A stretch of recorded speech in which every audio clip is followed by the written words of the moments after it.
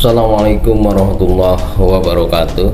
Infakkanlah sebagian harta kita, bantulah fakir miskin, bantulah kegiatan-kegiatan dakwah, kegiatan-kegiatan yang menunjang kepada, karena dengan infak itu akan menjauhkan diri kita dari jilatan api neraka.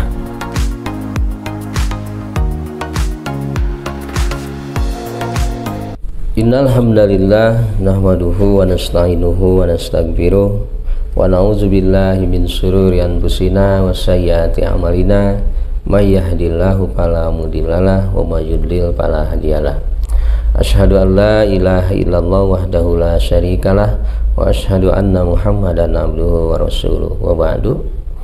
Pemirsa yang budiman, berjumpa lagi dengan saya. Dan dalam kesempatan kali ini saya akan melanjutkan pembahasan tentang mustahik zakat. Di episode pertama saya sudah menyampaikan dua asnaf, yaitu fakir dan miskin. Selanjutnya yang berhak menerima zakat itu adalah wal amilin alaiha, amilin, orang-orang yang berkecimpung dalam mengurusi baik itu penarikan zakat, pengumpulan zakat, ataupun pendistribusian zakat, pencatatan zakat, pokoknya yang berhubungan dengan zakat. Nah, untuk para amilin ini tentu ada hak, sebagaimana Allah berfirman di dalam surat At-Taubah ayat 60 itu. Jadi mereka itu berhak untuk mendapatkan zakat. Berapa hak bagi mereka? Ya silahkan, itu sesuaikan saja menurut penelitian pengamatan para amilin, mana yang lebih utama. Seandainya di antara amilin itu ada orang yang kaya misalkan, punya kemampuan, nah tetap dia ada hak untuk menerima zakat, karena hubungannya ini dengan amilinnya, bukan dengan fakir miskinnya, tapi dengan amilinnya itu. Nah, tentu untuk menjadi seorang amilin ini harus ada syarat-syaratnya, tidak asal. Sebagaimana kita sering perhatikan, banyak amilin-amilin dadakan, terutama menjelang akhir Ramadan. Nah, baik di RT, di KRW-an, di KRT-an, tiba-tiba ada amilin dadakan gitu kan. Ya insya Allah walaupun demikian tidak menjadi masalah, tapi hanya saja kita perlu perhatikan apakah yang jadi amilin ini layak atau tidak, karena tidak sembarangan orang bisa jadi amilin, tidak asal daek jadi amilin begitu. Tapi harus paham juga amilin itu tugasnya apa, kemudian kalau mendistribusikannya harus seperti apa, waktunya kapan misalkan. Nah itu kalau zakatul fitri kan begitu, ada terkait dengan waktunya. Nah pemirsa yang budiman, diantara syarat ya harus dimiliki oleh amilin itu adalah satu, muslim yang taat. Jadi harus muslim yang taat. Tentu muslim yang taat kita pahami ya, bagaimana dia bisa melaksanakan perintah-perintah Allah, sunnah-sunnah Rasulullah, dan menjauhi apa yang dilarang oleh Allah dan dilarang oleh Rasulullah SAW. Yang kedua, mukallaf. Artinya sudah dibebani tanggung jawab, sudah bisa dibebani tanggung jawab. Ya, orang-orang mukallaf. Nah, sudah tahu mana yang benar, mana yang salah, gitu kan? Sudah tahu bahwa saya ini sudah harus bertanggung jawab, gitu kan?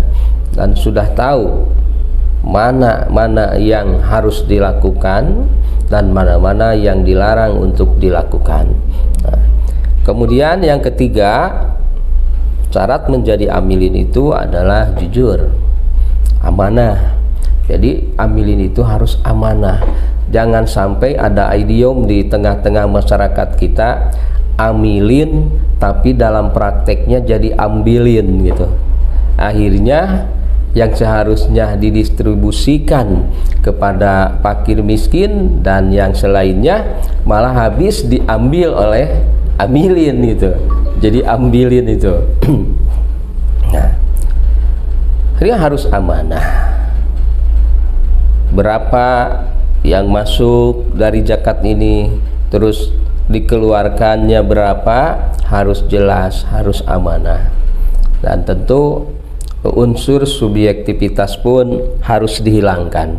Misalkan si A tidak dikasih oleh amilin ini zakat, kenapa? Karena bukan kelompok saya, misalkan beda bendera dengan saya. Tidak seperti itu. Siapapun yang ada di dalam kriteria 8 asnaf itu, dialah mustahik. Ya, tidak pilih-pilih begitu. Si Anu tidak diberi, kenapa? Karena dia jarang ke masjid, misalkan. Ya, mudah-mudahan dengan seringnya diberi zakat, maka dia menjadi getol ke masjid, misalkan. Nah, jadi subjektivitasnya hilangkan juga. Jadi amilin itu harus amanah. Kemudian yang keempat, memahami hukum zakat. Nah, itu harus jelas. Jadi amilin ini harus memahami hukum zakat, karena zakat itu secara ilmu luas sekali kan. Kalau kita bahas masalah zakat itu luas sekali. Apa arti zakat? Siapa yang wajib zakat? Siapa yang harus menerima zakat? Gitu kan. Kalau Idul Fitri misalkan, zakatul fitri kapan harus dikeluarkan? Itu perlu ilmunya, harus memahami gitu kan. Harus memahami hukum zakat. Nah, dan yang terakhir, yang kelima, harus profesional. Maksudnya ketika amilin zakat ini tidak profesional, maka tidak akan maksimal dalam pengelolaan ataupun baik misalkan pengumpulan zakatnya ataupun pencatatan dan pendistribusian. Jadi dulu kan pernah sahabat-sahabat ditunjuk jadi amilin dan mereka sangat profesional gitu. Dan karena dengan profesionalitasnya itulah maka ada bagian yaitu untuk amilin itu. Jadi supaya tidak supaya tenang dalam menjalankan tugasnya itu harus profesional itu. Nah, kadang di kita pengurus-pengurus zakat itu kadang-kadang seolah-olah mereka tuh orang-orang yang ikhlas banget, tidak usah dikasih gitu. Soalnya ada kesan seperti itu, seperti kesannya kepada guru ngaji di kampung gitu. Orangnya ikhlas, nggak usah iuran, nggak usah ngasih apa-apa. Tidak seperti itu. Nah, supaya maksimal kerjanya itu harus profesional itu. Nah, pemirsa yang budiman, itulah yang disebut dengan amilinnya. Dan amilin mempunyai hak untuk mengeluarkan menerima zakat, terlepas apakah dia orang miskin sebagai amilinnya itu ataupun orang yang berpunya sebagai amilin, ada bagian dari zakat. Demikian yang bisa saya sampaikan dan mudah-mudahan bisa bermanfaat. Cuci tangan sampai bersih. Cukup sekian dan terima kasih. Wassalamualaikum warahmatullahi wabarakatuh.